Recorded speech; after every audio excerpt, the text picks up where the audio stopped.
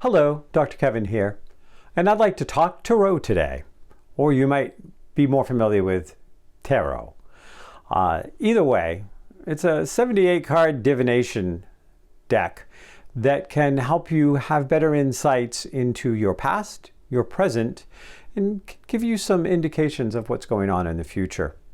Most people are familiar with tarot from one place or another, whether they've seen it in a movie or advertised or promoted, because tarot's been around a long time. We trace it back to the late 1400s as the first tarot deck, but that's as far back as we trace it. The system itself has much more ancient roots and can be used in a number of different ways. I teach both an Intro to Tarot course where I just work with individuals that want to get a basic understanding, be able to use the deck for themselves, and kind of play with the tarot and see how or if the tarot fits in their life. And then I also do a tarot masterclass. This master course is a certification class. It happens in 20 to 24 9-hour days spread over a 2-year time period where we dive deeply, much deeper than what you're going to find out there in any of the little books that come with your tarot deck or even some of the big ones.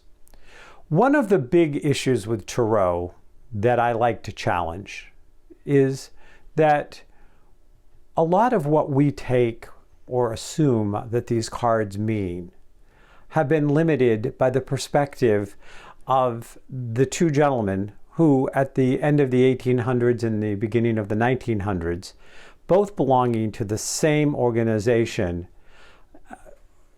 gave us when tarot went through a renaissance. So we have Rider-Waite and we have the Thoth deck, which is Aleister Crowley. And over 90% of the decks today just replicate, repeat, switch the words around, but use those basic definitions. I've been working with tarot since the late 70s.